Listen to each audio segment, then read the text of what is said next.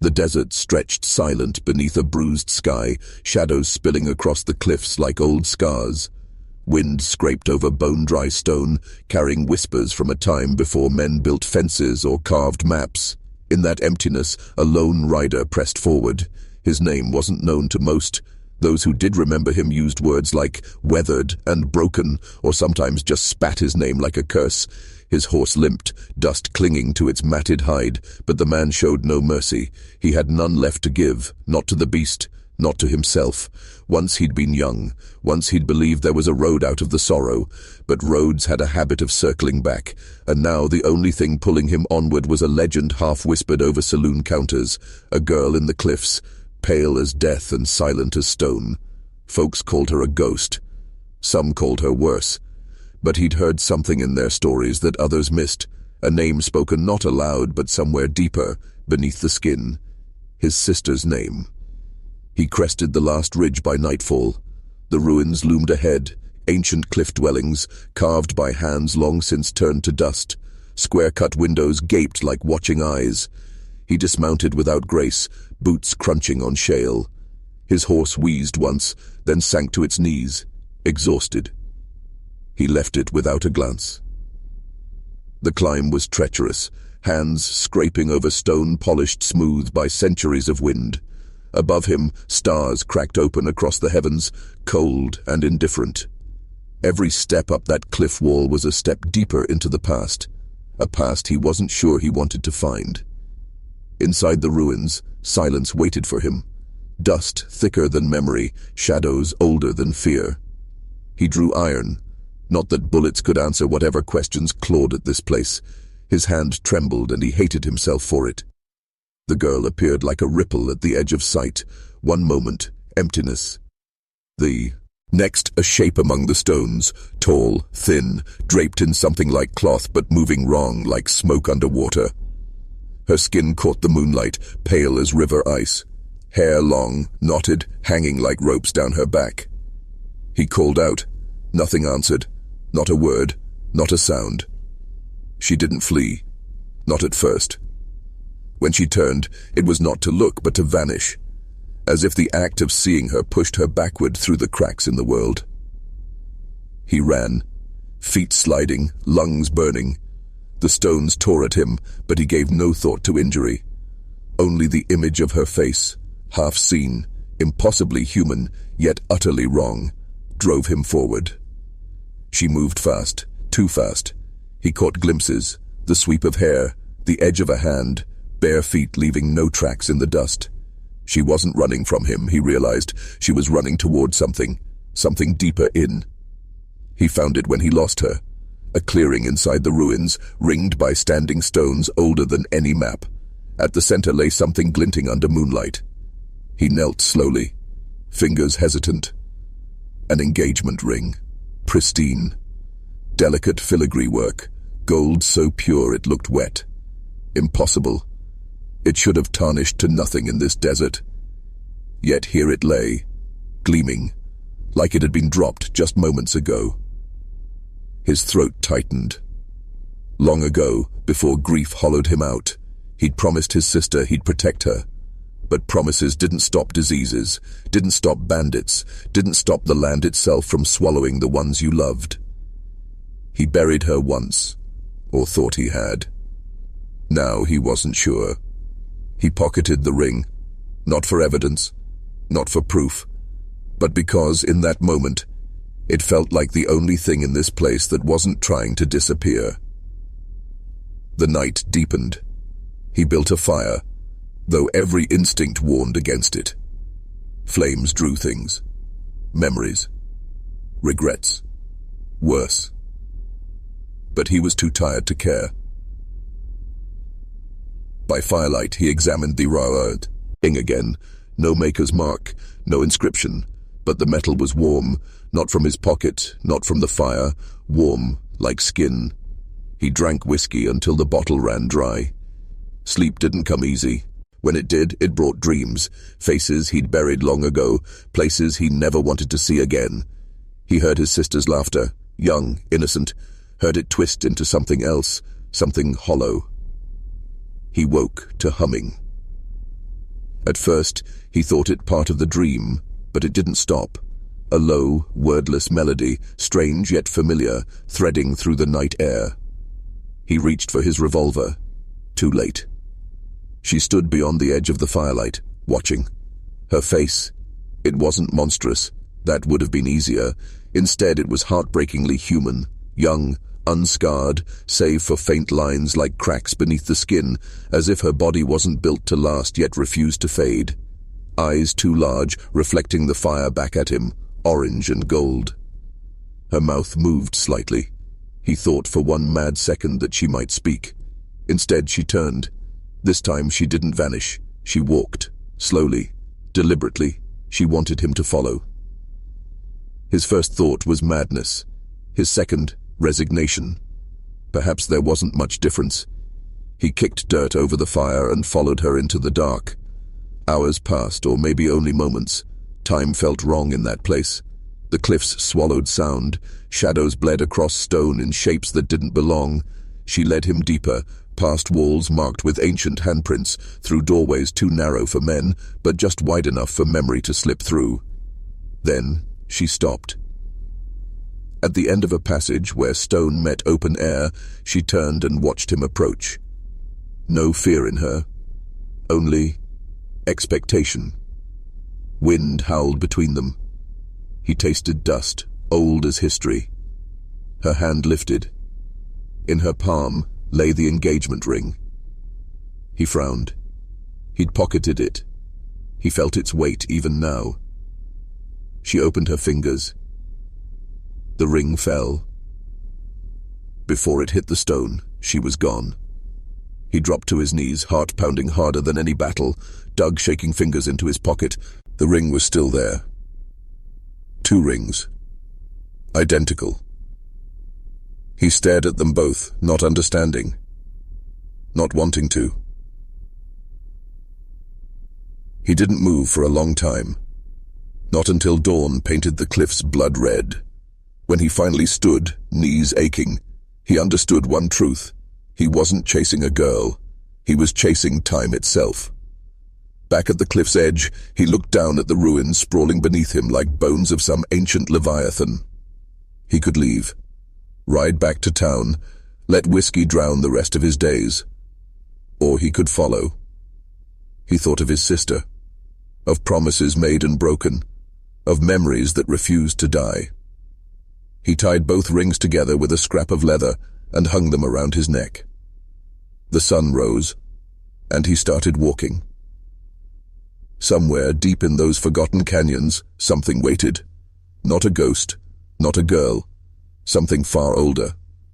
And he was done running from it. The desert sun rose hard and white, baking the cliffs with a cruel indifference. The cowboy moved through it like a man half-turned to stone himself. Sweat traced lines through dust on his face, but his eyes remained fixed forward, on the path she'd taken, if it could even be called a path. It wound between jagged red rock and steep ledges, through shadows that held no memory of warmth. He tracked the girl in silence, boots grinding stone, revolver hanging low on his hip but untouched. Bullets had no use here. This wasn't a pursuit of justice or vengeance. It was something older, something closer to reckoning. All morning, he followed faint signs, a heel print in soft earth, a bent blade of dry grass, a thread of cloth snagged on thorn. But mostly it was instinct, like some pull under the skin, tugging him deeper into places where even echoes feared to travel. He hadn't eaten since yesterday. He hadn't slept well in weeks. But hunger and fatigue were pale ghosts beside the ache that lived inside him. That Aki, he had a name. It sounded like hers. By midday, the ruins changed. The air grew thinner, drier. The stone dwellings gave way to deeper structures, tunnels carved into canyon walls, hidden from the sky. He stepped into one without hesitation, letting the dark swallow him. Inside, the silence was complete. No wind, no birds, only the slow beat of his heart and the creak of old leather. His boots rang against stone steps smoothed by generations long gone. Then he saw it, marks on the walls, painted with mineral reds and ochres. Spirals, handprints, Animal shapes coiled in motion. Symbols meant for someone who could still understand. He wasn't sure he did. At the bottom of the slope, light shimmered ahead. A pale glow like moonlight filtered through ice. He emerged into a chamber unlike the rest. The walls curved high and circular, the ceiling open to a sliver of sky. Water trickled nearby, impossibly feeding a moss-choked basin. And she was there. She sat on a stone ledge, knees pulled to her chest, hair hanging like riverweed down her back. She didn't flinch when he entered. She didn't move at all. He stopped a few steps away, hands loose at his sides. He looked at her, truly looked, now that he had the chance. She looked young, but it was a brittle kind of youth, like porcelain kept intact only by stillness. Her skin was smooth where it wasn't cracked, fine lines spiderwebbing her arms and neck like worn sandstone.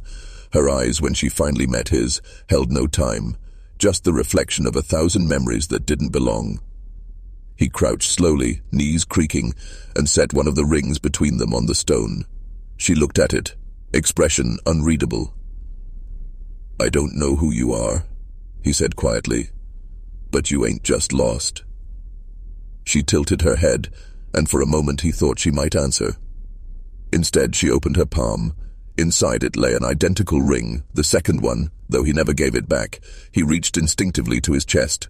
His ring was still there, and yet here it was again. He backed away a half step. "What the hell are you?" She finally spoke. Her voice was soft, barely a breath, but it rippled through the chamber like a stone dropped in still water. "I am what remains." The cowboy stood frozen. The words were clear, but they felt wrong, like they came from a deep cavern behind her tongue, borrowed from someone else. She reached out and touched the stone wall beside her. Symbols lit faintly beneath her fingers, not with fire, but with memory. "They gave me their names," she said. "Their hopes, their grief, all poured into me." He stared at her. "Who did?" "The ones who built this place," she whispered. "When the sun failed, when the rivers fled, they feared being forgotten more than death. So they carved memory into flesh." She looked at him.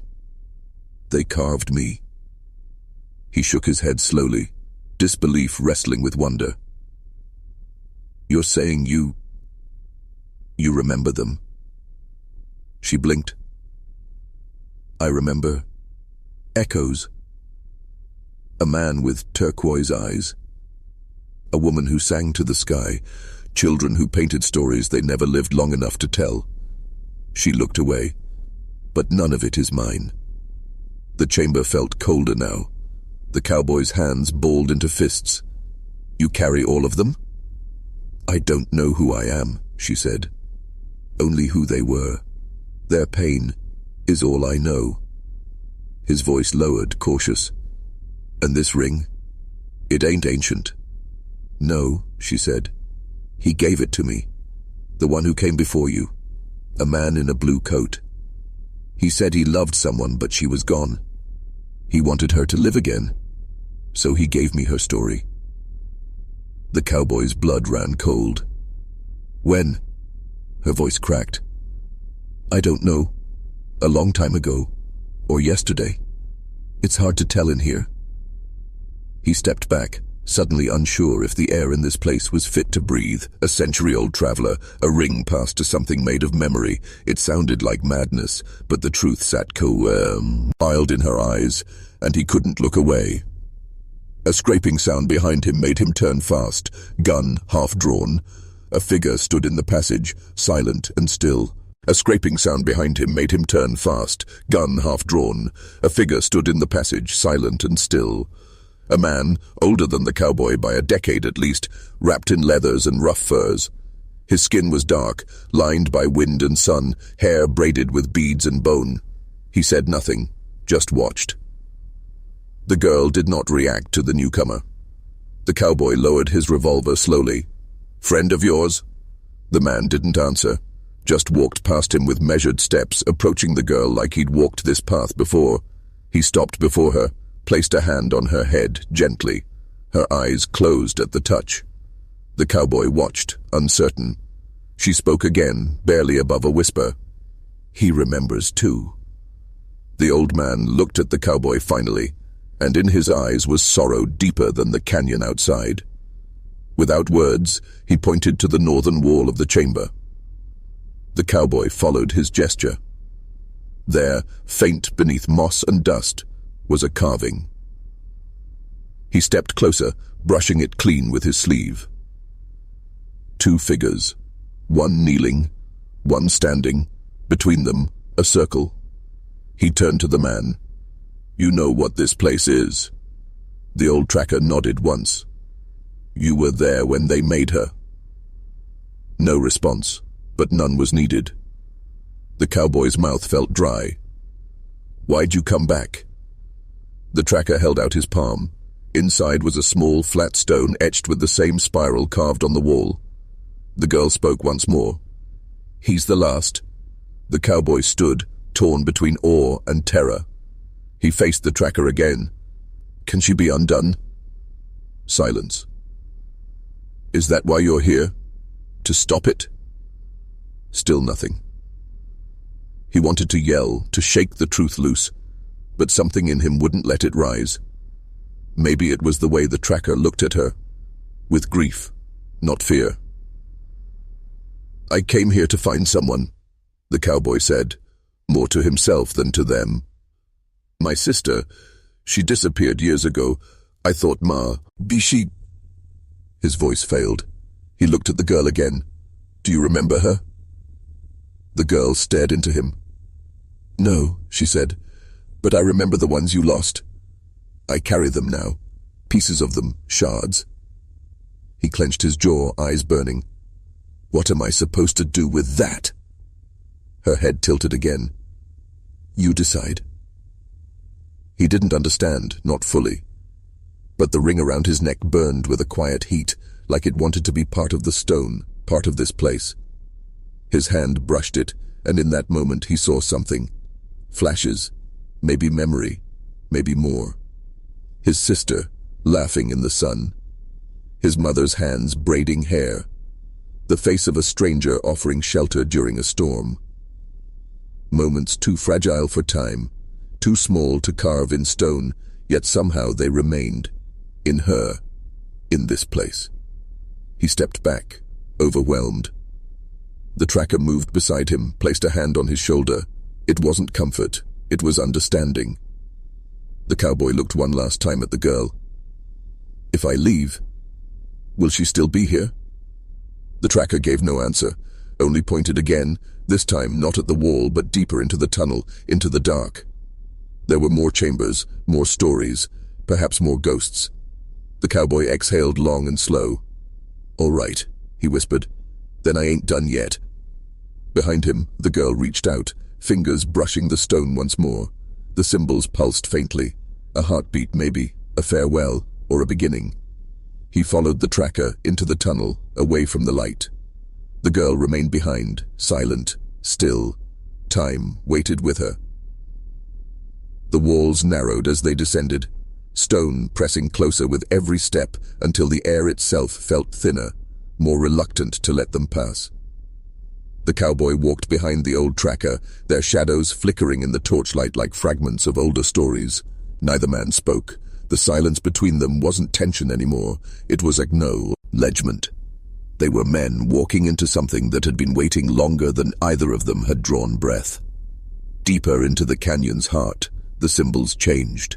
Less human, less comforting. Spirals fractured into jagged lines, handprints stretched impossibly long, and faces appeared where they shouldn't, half-formed, as if the stone itself tried to remember but forgot halfway through. He caught glimpses in the flickering light, and sometimes when he blinked, they weren't there at all. He remembered the girl's words, fragile yet certain. They carved memory into flesh. Now he understood. This wasn't architecture. It was anatomy. They weren't walking through ruins. They were inside a body made of stone. its memories carved along its bones, its heart somewhere ahead. Hours passed, or maybe only moments. Time felt wrong again. Eventually the passage ended. A vast cavern yawned open before them, so wide the torch's glow was swallowed whole. The tracker stopped without ceremony. He didn't look back. He didn't need to. This was where his path ended. The cowboy stepped past him. His boots echoed. And then, she was there. She stood alone in the center of the cavern, pale, fragile, and impossibly still, not waiting, not beckoning, simply existing, like a memory too stubborn to fade. He approached, cautious, every step echoing like a heartbeat. She spoke without moving. "You brought him." The cowboy hesitated. "He brought me. That was always how it had to be." He frowned. "Why?" "Because you remember." "I don't understand." She looked at him then, not at his face, at his chest, at the twin rings hanging against his heart. "That is why." He glanced down, confused. The rings felt heavier now, one warm, one cold. "What are they?" She took a single step forward. It felt monumental. "Their choices." Her voice didn't waver, though her body looked close to breaking.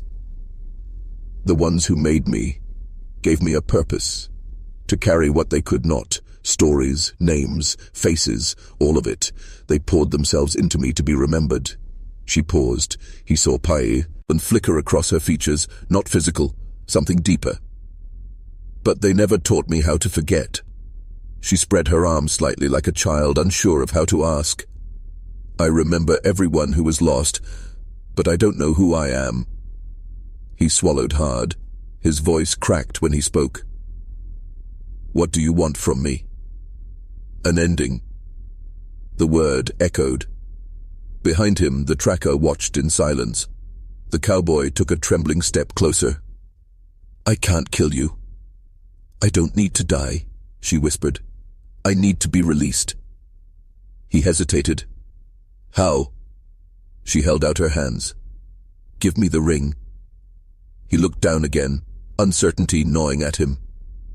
"I don't," she interrupted softly. "You carry memory you cannot bear, loss you cannot heal. Give it to me. Let me carry it." He shook his head, confused and angry now. "No, that ain't right." Her eyes filled, not with tears. She couldn't cry. But something like grief fractured her gaze. "You've carried your sister's death for so long, you've forgotten how to live." His throat tightened. He felt the desert dust clogging his lungs, the weight of years grinding at his bones. "And what?" he rasped. "I give you the ring and you carry my pain for me?" "No," she said. "I carry you." His breath shuddered. "I'd disappear." "Yes." His hands curled into fists. "You're asking me to die. I'm asking you to let go." He stood frozen, shaking. Behind him the tracker remained motionless, his silence heavier than stone. The cowboy stared at the rings. This was why she led him here. This was why the tracker watched without interference. He was being offered a way out. Every memory that haunted him, every face, every failure, every silent grave could vanish. Be swallowed into her endless archive of loss. He'd vanish too, forgotten, like the men who made her. The temptation hit him harder than any blow, and that was when he understood. She wasn't evil, she wasn't cruel, she was mercy, a mercy he couldn't take. Slowly, painfully, he pulled the rings from around his neck and held them out. She reached for them, her expression fragile with hope, and he closed his fist. "No." Her body flinched. He stepped closer, voice rough but steady now. "You ain't meant to carry all this. Nobody is." "I don't have a choice." Neither did I. Silence stretched between them, as fragile as her skin. "I buried everyone I loved," he said softly. I tried to bury their memories too. Thought if I kept moving, I could outrun the hurt. He looked at her. This girl carved by time itself. But hurt's what makes you human. She trembled. I'm not human. He smiled, and it was sadder than any grief. You're more human than me. For the first time, her gaze broke. She looked down. I don't know how to be free. He reached out, not to give her the ring, but to take her hand. She didn't resist. Then let me help. Her body shuddered under his touch, cracks deepened across her arms, across her cheeks, glowing faintly like molten veins. She looked at him, and this time her voice was terrified. I'm scared. So am I. Behind them, the tracker knelt silently, drawing a circle into the dust with practiced care. A ritual long unspoken. The cowboy guided her to stand within it. She did not resist. Around them, the cavern walls began to hum. The tracker started to chant, not words, but sounds older than language. His voice wasn't loud. It didn't need to be. The girl's body flickered. Her form wavered, blurring between flesh and stone and memory. She wept now, silent tears that left no mark. I don't want to forget, she whispered. You won't, he promised. Her fingers tightened around his. I'll remember you. Then that's enough. The chant rose. The light grew. She looked at him one last time, her face framed in gold and shadow. And then she let go. Her body fractured. Light burst outward, not blinding, not violent, gentle, like dawn through fog. Where she stood, only dust remained, swirling upward in a soft spiral. Then silence. The cowboy stood alone within the circle. The tracker's chant faded. The cavern waited. Slowly the cowboy knelt and picked up the 2 rings. Both had turned to plain iron. Ordinary. Forgotten. He closed his fist around them. For the first time in years, he wept. The tracker rose, placed a hand on his shoulder once more. This time it wasn't guidance. It was farewell. Without a word, the old man turned and walked away, footsteps echoing softly until they faded completely. The cowboy stayed a while longer. When he finally stood, knees shaking, heart hollow yet somehow lighter, he stepped out of the circle, out of the cavern, out of memory. The sun greeted him at the canyon's mouth, harsh and blinding. He paused there, and he smiled, not with joy, but with relief. He rode out alone. But for the first time, he wasn't running. He was going home. Somewhere behind him, buried beneath stone and dust, a girl carved from memory rested at last, and the past, at long last, let him go.